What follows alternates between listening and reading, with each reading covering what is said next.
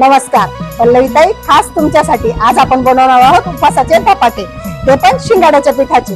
चला तर मग रेसिपी सुरू करूया।